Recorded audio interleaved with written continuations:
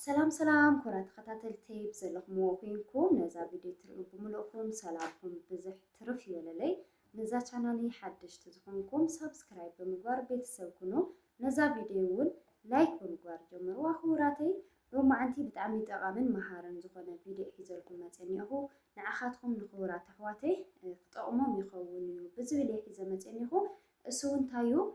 تدقا قام جيزي أو كومنتات كم تتصحف ማንኛውም ሰብ ከም ዝፈልጦ ስደት ዓመታት በዚሑ ኣብ ስደት ጨኒዑና ስደት ኣጽልኡና ኣብ ስደት ኮፊኡና ዝብል ብተደጋጋሚ ግዜ ይጽሓፍ እዩ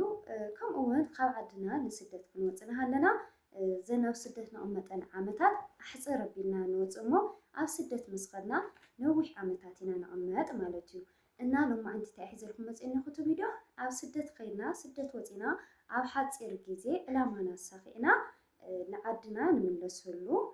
ነጥብታት እየ ከካፍለኩም ማለት እዩ ክቡራተይ ክጠቕመኩም እያ ክሳዕ መወዳእታ ሓቢርኩምኒ ምሳይ ፀንሒኹም እና እቲ ናይ መጀመርታ ነገር ስደት ክንወፅና ኣለና ኣብ ስደት ምስኣተና ክንገብሮ ዘለና ኢለ ዝሓስቦ እንታይ እዩ ዕላማ ምውፃእ ፕላን ምውፃእ ማለት እዩ ኣብ ክንደይ ዓመት እንታይ ክገብር እኒአኒ ብገንዘብ ድዩ ትካል ወይ ብዝኾነ ንብረት ድዩ ወይ ብገዛ ድዩ ኣብ ክንዲዚአን ዓመት ከምዚ ክገብር እኒአኒ ኢልካ መጀመርታ ፕላን ምውፃእ ማለት እዩ ፕሮግራም ክተውፅእ እኒአካ በቃ ኣብ ክንዲዚ ዓመት ከምዚ ክገብር እኒአኒ ኢልካ ፕላን ተውፅእ ፕላን ድሕር ደኣ ዘይውፂእካ ኮይንካ ዝመፀ ወርሓዊ ኣታዊካ እንታይ ኢኻ ትገብሮ ቤተሰብ ለኣኽተኢሉ ምኻ ንቤተሰብ ትልእኾ መርዓ ተተባሂልካ ንመንድእ ድዩ ንሓደ ሓደ ነገራት ድዩ ዘይተደለየ ወፃኢ ኢኻ ተውፅእ ማለት እዩ ስለዚ እቲ መጀመርታ ክንገብሮ ዘለና ነገር ኣብ ወረቐትና ኣስፊርና ኣብ ክንዲዚ ዓመት እንታይ ክገብር ኣለኒ ከምዚ ክገብር ኣለኒ ኢልካ ፅሒፍካ ምስፋር እዚ ብጣዕሚ ጠቃምን ወሳንን ነገር እዩ ማለት እዩ ቅድሚ ሕዚ ፕላን ዘይውፃኹም ኣሕዋተይ እንድሕር ደኣ ነርኩም ካብ ሎማዓንቲ ጀምርዋ ኣብዛ ዓመት እዚኣ ወይ ከዓ እዘን 2 ዓመት እዚአንሲ እንታይ ክትገብሩ ከም ትኽእሉ ኣብ ወረቐት ፀሓፍዎ ካብኡ ንእሽተይ ቅልል ክብለልኩም እዩ ትጭንቅኹም እውን ዕላማኹም እውን ንክተሳክዑ ክሕግዘኩም እዩ ማለት እዩ ካልኣይ ነገር ያው ቀዳማይ ፕላን ምውፃእ ወይ ከዓ ፕሮግራም ትልሚ ምሓዝ ኢለ ኣለኹ ካልኣይ ነገር ኣተሓሕዛ ገንዘብ ምኽኣል ኣተሓሕዛ ገንዘብና ብደንቢ ክንፈልጥ እዩ ዘለና ኣብ ደገ ኮይንካ ብፍላይ ናብ ኢትዮጵያ ክትለኾነ ሃለኻ ምንም ታይሞ ብሪያል ወይ ብዶላር ንእሽተይ ኩኤን ገለገለ ኢኻ ትብልና ናንሽዑኹም ኢልካ እቲ ገንዘብ ቅልል ክተብሎ ንሃለኻ እንታይ ዝበሃል ገንዘብ ተኣኪብካዮ ተኣካቢ ተበቲንካዮ ከዓ ተበታኒ ከም ዝበሃል ብዘይ ፕሮግራም እንድሕር ደኣ ተውፅኡ ኮይንኩም ድሓረይ ዕላማታትኩም ባዶ እዩ ዝኸውን ሕሰብዎ ክሳዕ ዛሃዚ ፕሮግራም ከይውፃኹም ዘጥፋእኹምዎ ገንዘብ ተተፀውፅዎ መተፀለልኩም ዶ ነርኩም ብጣዕሚ ይከቢድ ማለት እዩ ኣነ ኣብ ስደት ናሃለኹ ምስ ኣሕዋተይ እንታይ ጌርና መስመልኩም ምስ ሓፍተይ ኣሕዋተይ ነይረን እንታይ ኢና ጌርና እስኪ ክሳዕ ሕዚ ባ ተንፅውፅወሲ ክንደይ ሒዝና ነርና ንኾነና ኩሉ እክብ ኣቢልናስ ደሚርናዮ ማለት እዩና በቃ ብጣዕሚ ናተናዲድናና ታይሱ ዝወፅእ ገንዘብስ ብዘይ ፕላን ብዘይ ፕሮግራም ክኾን ንሃለየ ተኣኪቡ ሓደ ነገር ክገብረልካ ዝኽእል ንሃለየሲ ግን ከይተፈለጠና ብዙሕ ቅርሺና ነጥፍእ ማለት እዩ ስለዚ እንታይ ኢና ንገብር ዘለና ኣተሓሕዛ ገንዘብና ብፍላይ ማለት እዩ ከምዚ ሰብ ከይብለኒ ዝበሃል ኣጉለ ኣባሃህላ መርዓ ዲግ ዝበለ መርዓ ኣብ ገዛና ዲግ ዝበለ ጓይላ ክነሕልፍ ዲግ ዝበለ ውራይ ክነሕልፍ ኣብ ገዛና ወለድና ከምቲ ትፈልጥዎ በቃ ናይ ማንኛውም ቤተሰብ ኣነ ክርኢ ንሃለኹ ኣብ ዓድና ኣብ ባህልና ዝኽበር ዝኾነ በቃ ጉዳይ ክገብር ፍሰስ ተፋሰስ በቃ ከምኡ ኢታት ክገብር እዩ ደስ ዝብሎ ማለት እዩ ንመን ሒዙ ኣብ ስደት ዘሎ ደቁ ድዩ ኣሕዋቱ ድዩ ኣብ ስደት ዘሎ ሰብ ተኣማሚኑ ኢልኩም ከዓ ዝደሊ ማለት እዩ ኣይኮነን ዶ ስደት ሰብ ሃልይዎ ወለድና ካብዞም ፅኡ ኣምፂኦም ጉዳይ ጥራሕ ይበሃል እምበይ ካብዞም ፅኦም እዚኦም ተለቂሖም ድዩ ተመርቂሖም ጉዳይ ክገብሩ እዮም ዝደልዩ ማለት እዩ ስለዚ ናይ ሕዚ ዘለና ወለዶ ክነመሓይሾ እዩ ዘለና ንዕየ ኣጣፍኡናይ ኣባልዑናይ ትርጉም ዘለዎ ይኮነንና ብፍላይ ከዓ ኣብ ስደት ኮይንክን ንጉዳይ ብዙሕ ወፃእታት ተውፅእ ኣሕዋተይ ተውፅኡ ኣሕዋተይ ሕሰውሉ ብዓቕምኻ ምሕጋዝ ኖርማሊ ነገር ግን ካብ ዝግበአኩም ንላዕሊ ወፃእታት ኣይተውፅኡ ማለት እዩ እና ወርሓዊ ገንዘብኩም ብፍላይ ኣብ እንታይ ይበሃል ኣዕራብ ሃገራት ዘለኽን ኣሕዋተይ ተመላላሽ ትሰርሓ ተኮይንክን እምበር ከምዚ ከማይ ኣብ ሓደ ገዛ ትሰርሓ ኣሕዋተይ እንድሕር ደኣ ኮንክን ብዙሕ ተውፅኦ ወፃእታት የለን ስለዚ ካብዚ ኣታዊኽን ንላዕሊ ወፃኢ ኣይተውፅኣ ዘይተደለየ ክዳውንቲ ልመፀ ፋሽን ብፍላይ ዛ ሸይን ትበሃል ኩሉ ግዜ ከም ዝዛረባ ኣብ ዝኾነ ሎሚ ተሪኢኹም ኦንላይን ሚድያታት ተሪኢኽን ዝኾነ ነገር ንክስሕበካ እዩ በቃ ቱ መፂኡ እኒኦ ግዜማ ዋላ ሕዚ ሸይን ተሪኢኹም ናብ ፌስቡክኩም ድዩ ናብ ትጥቀሙ ናብ ቲክቶክ ድዩ ናብ ስናፕ ድዩ እንታይ እዮም ዝገብሩ መታወቂያ ኣድቨርታይዝ ዝንእ ዝበለ ክዳውንቲ ዝንጥ ዝበለ ነገራት እዮም ዘቕርቡ ማለት እዩ ንምንታይ እዩ ዓማዊል ንምስሓብ ብኡ ተታሊልኩም በቃ ክትኸዱ እሞ ገንዘብኩም ክተጥፍኡ ማለት እዩ እና ብፍላይ እዛ ሸይን ትብል ኣፕሊኬሽን ድሕር ደኣ ሃልያ ኣጥፍኣኣ ማለት እዩ ስሜታትኩም ክትቆፃፀራ እንድሕር ዘይትኽእላ ተሰሓሕተክ እንድሕር ደኣ ኮይና ድሌት ግበርኣ በቃ ምክንያቱስ ደስ ይብለካ እዚ ባህርያዊ ትርኢ እሞ ኣብ ሸይን ዝረአኻዮ ክዳውንቲ ስዋ እዚ ኣባይ መፅያሲ ደስ ትብል ዋ ገሊልካ ኢኻ ትብልና ናይ ሸይን ክዳውንቲ ከዓ ፍልይ ዝበለ እዩ ባይዘወይና ኣነ ንባዕሉ ብጣዕሚ እየ ዝጥቀመሉ ነይረ ግን እዚ መካሰሪ ስለ ዝኾነ ሸይን ደልትኦ ከምኡውን ኣብ ስደት ምንም ንዘይትኽደኖ ኣብ ዝመፀ ወደ ዓመት ናሰብ መርዓ እኒኦ ኣብ ዝተባሃለሉ ናሰብ ጉዳይ እኒኦ ኣብ ዝተባሃለሉ ሽፎን ድዩ ገለ ድዩ ናግበርኸን ክዳውንቲ ኣይተብዝሓዚ ንደቂ ኣንስትዮ ኣሕዋተይ ኣብ ኣዕራብ ሃገራት ንዘለኽን እዩ ማለት እዩ ምክንያቱ ኣብ ዓረብ ሃገር ኮይንካ ሓንቲ መርዓ ትመፅእ ወይ ዝኾነ ክርስትና ወይ ዝኾነ ወደ ዓመት ይመፅእ እሞ ሓንቲ ሽፎን ተቕድዳ ሓንቲ ሽፎን ምስ ቀደድካ ኣብ ደ ዓመት ኣብ ዝመፀ እንድሕር ደኣ ቀዲድካያ ኮይንካ ተዓፂፋ እያ ተቐመጥ ኣብዚ ሻንጣና ዓዲ መፂኻ ክትክደኖ ይትኽእልን ንሓንቲ መዓልቲ ክትብል ኢኻ ገንዘብ ተጥፍእ ኣለኻ ካልኣይ ሳልሳይ ግዜ ክደግማ ይትኽእል እታ ሽፎን ስለዚ እንታይ ኢሉ ኮኑ ኣሎ ናብ ዘይተደለየ ክሳራ ማለት እዩ እና ኣሕዋተይ ማዕረይ እዚ ኣተሓሕዛ ገንዘብኩም በቃ ሜላ ግበሩሉ ማለት እዩ በቃ ዳርጋ ወርሓዊ ኣታዊኩም እሲ 100 ድዩ 200 ቅንስ ኣቢልኩም ካልእ ተቐማጢ ግበርዎ ማለት እዩ ከምኡ እንድሕር ደኣ ዘይገይርኩም ገና ሕዚ እውን ስደትኩም ክናዋሕ እዩ ማለት እዩ ስደትኩም ንኸይናዋሕ ግን እቲ ክሕግዘኩም ዝኽእል ነገር እንታይ እዩ ኣተሓሕዛ ገንዘብኩም ብስነ ስርዓት ብፕላን ወፃኢኹምን ኣታዊኹምን ክትፈልጡ ኣለኩም ሱቕ ኢልካ በቃ ምንባር ምስራሕ ትርጉም ዘለዎ ይኾነን ገደብ ክትገብሩሉ ኣለኩም ማለት እዩ ካብኡ ከዓ እንታይ እዩ ኣብ ስራሕኩም እናሃለኹም ተወሳኺ ዝኾነ ኣታዊታት ንክተምፁ ፃዓሩ ኦንላይን ስራሕ ድዩ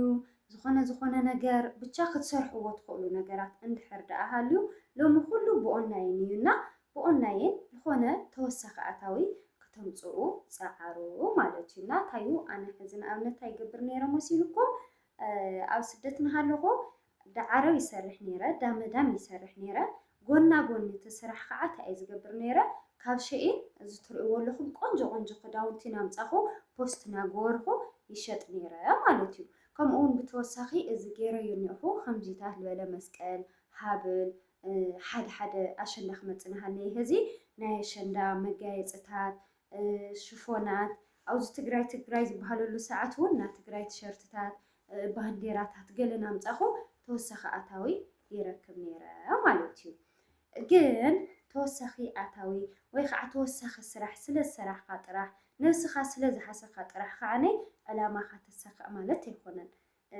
ነቲ ኩሉ ዘምፃኻዮ ገንዘብ ከምቲ ቅድም ክብል ዝበልኽዎ ኣበይ ተጥፍኦ ኣበይ ኸ ተቕምጦ ክትፈልጥ እኒኤካ እምበር ተሪኢኹም ሕዚ ብጣዕሚ 24 ሰዓት ዝሰርሑ ሰባት እኒአው ኣብ መዓት ቢዝነስ ዝዋናጨፉ ሰባት እኒአው ኣተሓሕዝኡ ስለ ዘይፈለጡ ግን ይሰርሑ ኣበይ ከም ዝኣቲ ኣይፍለጥን ይሰርሑ ኣበይ ከም ዝኣቲ ኣይፍለጥን ስለዚ ተወሳኒ ነገር ጎና ጎኒ ስራሕ ከም ዘሎ ኮይኑ ሰሪሕኩም ዘምፃኹምዎ ገንዘብ ኣቀማምጥኡ ሜላ ፍለጡ ጥበብ ይሃልኩም ማለት እዩ እና ጎና ጎኒ ስራሕ ትኽእልዎ ስራሕ እንድሕር ደኣ ሃልዩ ጎና ጎኒ ስራሕ ስርሕዎ ማለት እዩ እዞም ኣሕዋተይ ካብኡ ከዓነ ኣብ ስደት ኮይንኩም ሓደ ሎሚ ከምዚ ኩሉ ግዜ ዝብሎ ሶሻል ሚድያ እግዚአብሔር ይመስገን ሶሻል ሚድያ እኒኡና ካብ ሶሻል ሚድያ ዝኾነ ዓድኹም መፂኹም ክተማዕብልዎ ወይ ክትሰርሕዎ ትደልዩ ነገራት ሰርች ናገበርኩም መፅናዕቲ ይውሰዱ ዝስራሕ ኣሰራርሕኡ ኩሉ ተምሃሩ ሰልጥኑ ቋንቋ ድዩ ዝኾነ ዳ ዲኮር ድዩ ዝኾነ ሜክኣፕ ድዩ ዝኾነ ዳ ፀጉሪ ቤት ድዩ ብቻ ዝኾነ ነገር ዝደለኹምዎ ዲዛይነር ክትኮኑ እንድሕር ዳ ደለኹም ዝደለኹምዎ ነገር ሰርች እናገበርኩም መፅናዕቲ ውሰዱ ማለት እዩ። ብፍላይ ላንጉጅ ናይ መምሃር ዕድል ብጣዕሚ ሓሪፍ ዝኾነ ዕድል እኒኦ ኣብ ዩቱብ እና ተጠቐምሉ። ላንጉጅ ክትመሃሩ ትደልዩ በዚ ኣጋጣሚ ማለት እዩ ብጣዕሚ ኣብ ስደት እናሃለኹ ጎበዝ ዝከታተሎ ዝነበረ መምህር ቲቸር ንጉስ ዝበሃል ናይ እንግሊዝኛ መምህር ኣሎና ብጣዕሚ እዩ ዝርድአካ በቲ መምህር እሱ ኣነ እንግሊዝኛ ዘይምኽኣለይ ብጣዕሚ እየ ነብሰይ ፀልኣ ማለት እዩ ብእውነት ዋላ ኣይከኣል ግን ነበረኒ ኣረዳድኣ ቢያንስ ዋላ ተዘይተዛረብኩ ክርድአኒ ክኢሉ እዩ ማለት እዩ ብሰንኪ መምህር እሱ ብጣዕሚ እየ ዝከታተሎ ነይረ ብስነ ስርዓት ደፍተር ሒዘ እየ ዝመሃር ነይረ እና ቀሊል እዩ ክትመሃር እንድሕር ዳኣ ደሊኹም ጎና ጎኒ ኣነ ሓፂር ግዜ እየ ጀሚሮዮ ነይረ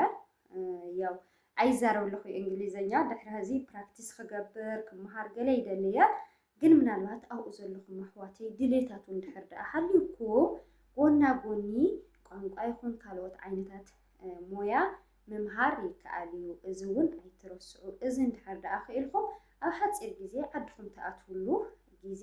ከመፅእ እዩ ማለት እዩ። ካብኡ ታዩ ገደብ ንኩሉ ነገር ገደብ ግበሩሉ። ሓደ ብጣዕሚ ዘጨናንቐካ ነገር ታዩ ንዝኾነ ነገርማ ገደብ እንድሕር ዳኣ ዘይገይርካሉ ኮይንካ ብጣዕሚ ኢኻ ትጨናነቕ። ክሓልፈናዩ መዓዝ እንድዒ ኣምላኽ ዝፈቐዶ ክሓልፈናዩ መዓዝ እንድዒ ኣምላኽ ዝፈቐዶ ከምዚ ክኸድየ ንዓዲ መዓዝ እንድዒ ጌታ ዝፈቐዶ እዎ እግዚኣብሔር ኣብ ዝፈቐዶ እዩ ኩሉ ነገር ዝኸውን እግዚኣብሔር ኣምላኽ ኣብ ዝፈቐዶ እዩ። ዋላ ፕላን ኣውፂኻ ፕሮግራም ኣውፂኻ እኮ እግዚኣብሔር ኣምላኽ እንድሕር ዳኣ ዘይልዎ ኣይሳኻዕን። ግን ከም ሰብ ከዓ ንኽንነብር ብስርዓት ብጥበብ ንኽንነብር ኣእምሮ ሂቡና ኣሎና ኩሉ ነገር ናይ እግዚኣብሔር ፈቓድ ኮይኑ ኣንሕና ከዓ ንበዓልትና ገደብ ክንገብረሉ ኣለና ማለት እዩ። ከምቲ እግዚኣብሔር ይፈልጥ ኢልና ኣብ ዓዲ ኮፍ ኢልና እግዚኣብሔር ዝህበና ኣይተፀበናን። ምክንያቱ ስደት ዘሎ እግዚአብሔር ይፈልጥ ብምባል ንዓርሱ ሓደ ሰብ ዝሽውዶ ኣይሰኣንን እና እግዚአብሔርማ ብዓዊስ ብዙሕ ነገር እዩ ዝፈልጥ ግን ምስ እግዚአብሔር ኣንሕና ኸ መዓዝ ዝብል ንነብስና ክንሓስበላ ኣለና ማለት እዩ። እና ኣብ ዝኾነ ይኹን ተሪኢኹም ብወለዲ ባወድአለይ ብዓዲ ባወድአለይ ክውድአልክ እኮ እየ መዓዝ እንድዒ እግዚአብሔር ዝፈቐዶ ከምዚ ልብል ተኮይኑ ሲጀመር ዝኾነ ነገር ኣብ ጥርጣሬ ዘሎ ነገር ኮይኑ ይስምዐኒ። ክንከዲና እዎ መዓዝ እግዚአብሔር ዝፈቐዶ እዚታት ምኽንያት እዩ። ስለዚ ንኩሉ ነገር ገደብ መዓዝ ገለ መዓልቲ መዓዝ ብክንድዚ መዓዝ በቃ ዝኾነስ ገደብ ኣቕምጡሉ። ገደብ ክትቕምጡሉ እናሃለኹም ብጣዕሚ በቃ ጭንቀትካ ይቐንስ እዩ። ካብ ሕዚ ዋላ ጀምርዎና ዓደይ ክኸድየ እዚአን ገይረ ኣብ ክንዲዚ ዓመት እዚአን ኣሳኺዐ ዓደይ ከኣትየ ኢልኩም ሕሰውና እንታይ ኢኻ ትሓስብ በቃ ዓመት እሳ ወይ መዓልቲ እሳ ከይኣኸለት እቲ ኣታዊኻ ትገንዘብካ ፅዒርካ በቃ ንኽትሕዞሞ መዓልቲ እሳ ኢኻ ትናፍቓ ማለት እዩ። ገደብ ዘይብሉ ተኮይኑ ግን ድዕምበሮ ኣምላኽ ዝፈቐዶ እናበልካ ናብ ዘይተደለየ ጭንቂ ኢኻ ተኣትየ ማለት እዩ። ክቡራት ኣሕዋተይ እና ካሊእ ተወሳኺ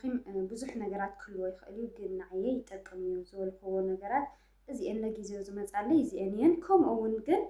ሓንቲ ክብላ ዝደሊ ኣብ ዓዲ ብዙሕ ግዜ ይዛረቦ እየ ገንዘብኩም ዝሕዘልኩም ሰብ ተኣማኒ ምሩፅ ክኸውን ኣለዎ። ገዛ ዘስርሐልኩም ሰብ ይኹን ገንዘብ ዝሕዘልኩም ንብረት ዝገዝአልኩም ሰብ ተኣማኒ በቃ እሙን ሰብ ክትመርፁ እኒአኩም። ግድን ሓውካ ግድን ኣቦኻ ግድን ወድነኻና ዝኾነ ይኾነን ታማኝ ትብልዎ ሰብ በርግጥ ሎሚ ኣሚንካዮ ዝኣመንካዮ ሰብ እንዲ ግልጥ ልብለካ ኣሎ። ግን ከዓ ብዝተኸኣለካ መጠን ካብ ኣቦዩ ተስ ዝገበረ ይግበረኒ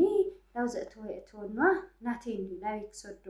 ናበልካ ሕሊናኻ ነቐፍፍ ኣይ ከጥፍኦ እኮ እዩ እሞ ዝኸውን ግን ከዓቦዩ ታይሙ ኣይ ከጥፍኦ እኮ እሞ እዩ ዝኸውን ግን ከዓ ሓወዩ ወድነይ እንድዩ ናበልክን ናበልኩም ገንዘብ ይስደዱ። ታማኝ እሙን ሰብ ርኢኹም ንዓኻትኩም ሰብ ክገብረኩም ዝኽእል ሰብ ርኢኹም ገንዘብኩም ንብረትኩም ኣብኡ ገበርዎ ማለት እዩ። ካብኡ ብዝተረፈ ኣሕዋተይ ኩሉ ብግዚኡ ክኸውን እዩ። ሓንቲ ነገር እስቲ ግን ክሓተኩም ገና ካብ ስደት ከይወፃኹም ክንደይ ዓመት ኣብ ስደት ክንቅመጥ ኢና ኢልኩም ነይርኩም ኣብ ክንደይ ዓመት ህንገብር ኢና ኢልኩም ነይርኩም በቃ ኣብ 3 ዓመት መኪና ገዛ ገለ ገለ ገለ ገለ ገይረ ክመፅእ እየ በቃ ከምኡ እየ ዝብል ነይረ ኣነ ንባዕሉ ኣብ 3 ዓመተይ ከምዚ ገይረ ክምለስ እየ ገለ እየ ዝብል ነይረ ናይ መብዛሕትኡ ሰብ ሓሳብ ከዓ ከምኡ እዩ ነይሩ እስኪ ንስኻትኩም ከ እንታይ ትብሉ ነይርኩም ዝኸድኩምሉ ዓላማ ከ ተሳኽዑ ዶ ኣለኹም ዘሳኽዓኹም ተሳኽዑ ኣለኹም እግዚኣብሔር ኣምላኽ ምሳኻትኩም ይኹን ሕዚ እውን ኣጅኹም ቀፅሉ በርትዑ ዘየሳኽዓኹም ኣሕዋቲ ህይወት ስንፍላል ስደት ስንፍላል ትብሉ ሰባት ከዓ ህይወት ስንፍላል ኣይኮነን ካብ ሕዚ ሓደ ኢልኩም ክጅምሩ ትኽእሉ ኢኹም ካብታ ዘለኹምዋ ሓደ ኢልኩም ጀሚርኩም ዘይትወፅሕዎ ነገር የለንና ካብ ሕዚኹም ጀምሩ ይብለኩም እስኪ ናታትኩም ሓሳብ ኣብ ኮሜንት ኣቕምጡለይ ብጣዕሚ ዝፈትወኩም መብራህቲ ከይትጠፍእ كمان أتسألوه هم زنورو نقولكم يخلي تمسكن حسابي ودياتني سبعة كاري هلم مسئيات منا لو ما أنتي دحنا يعني راح تخيط أفقد كزاربي لي قرص قبل تزاري بنيخو أنا لو ما أنتي زنور حسابي نزي مسل فوتيكم وقت كونو تسفاي جبر صباح ورحة وبعل أدينا قدش تنقل مريم يو بناي بعل فيديو ساعة مزقكم سسنا ناخم بتعميز فوتوكم نايز أحسابي لنا تشاو